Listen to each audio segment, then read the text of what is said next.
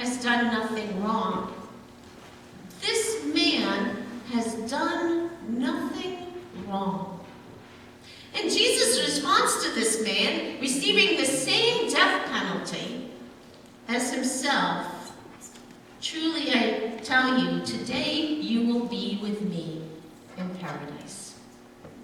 This unnamed man's last words were not about himself, but about Jesus. And Jesus' last words about this unnamed man waiting to die were about the unnamed man.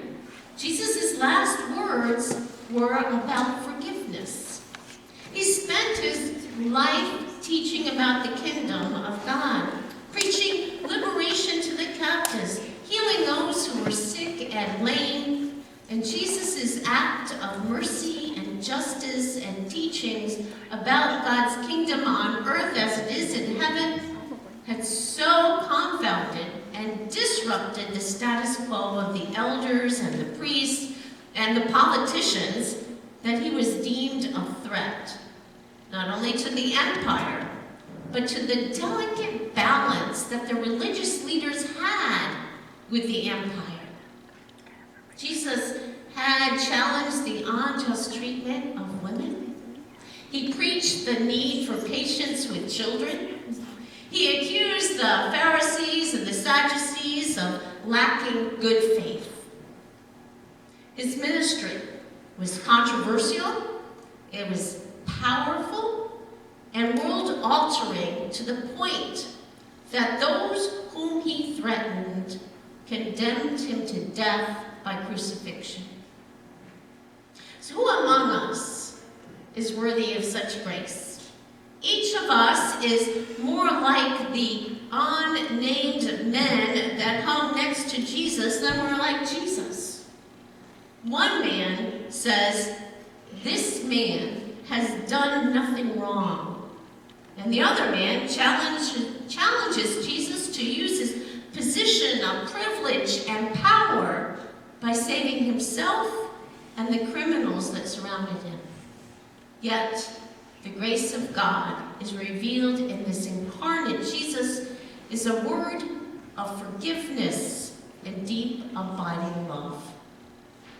It can be hard for us to believe in a gracious, loving God, in the forgiving God, in the God who would love us even when we disappoint. In 1967, Plainfield, New Jersey, riots broke out. The 1967 Plainfield, New Jersey riot was among over 150 urban uprisings that transpired through the nation in the late 1960s. Some of you that are as old as I am remember those times. As with many other uprisings during that time, underlying resentments that had been mounting in neglected communities contributed to the civil unrest that occurred.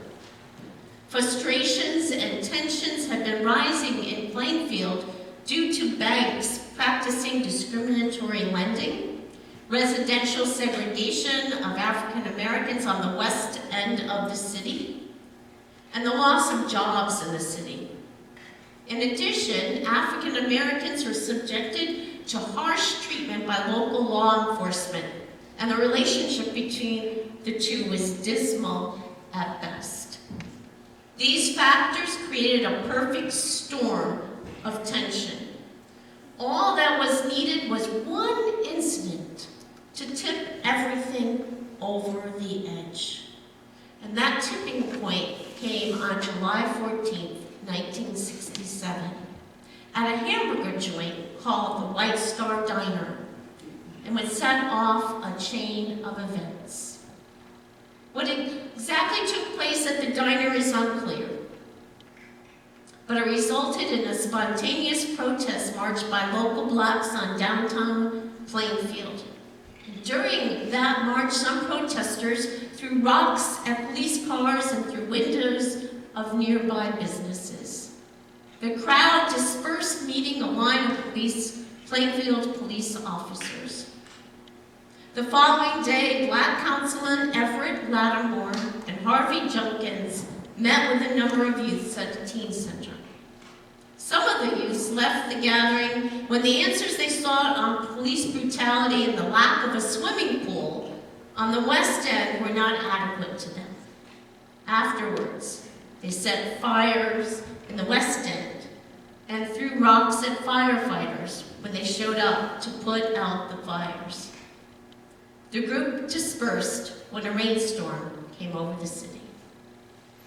2 days later, on July 16, 1967, much of the violence that characterized the Plainfield riots began. On that day, an officer said, "Come on, boys, let's go," when trying to disperse a group of around 100 Black youth who demonstrated at Greenbrook Park without a city permit. This resulted in the youth setting fire and overturning cars. The unrest continued in the latter part of the day, with white-owned stores being targeted by looters and gunfire was rampant. That night, 46 M1 carbines were stolen from the Plainfield Machine Company, and the police feared that it would be used against them. The New Jersey National Guard was called in by New Jersey Governor Richard Hughes at 12:30 a.m. on Monday, and two and a half hours later, calm began to return. Despite the calm, a state of emergency was declared by Governor Hughes, which allowed National Guard troops to search homes for stolen rifles. Between July 16th and July 17th, there was one death, 167 arrests, and $700,000 in property damage, done mainly to businesses. During the riot, a number of the city's large department stores were closed their doors, and the central business district remained empty days after the riots. In the aftermath of the riot, many white residents moved out of Plainfield, and thus the percentage of African Americans in the city rose to a near majority. But in 1967, the leaders of the Black community called on the Quakers to help them. A police officer had been beaten to death, and 10 African Americans had been arrested. My friend, one Quaker woman, Winifred Camright, felt an inner calling to follow the trials of all of those accused. I moved to the West End of Plainfield in 1977, and I lived there until 1991. It was in 1990 that I first met Winifred Camright, and I got to be her personal assistant. By this time, she had macular degeneration and she couldn't drive, but she still wanted to do everything she had been doing, like follow the youth and go to youth plays, and I drove her. But one of the things that she was involved in was the trial of Bobby Whitaker. This man has done nothing wrong. This man has done nothing wrong.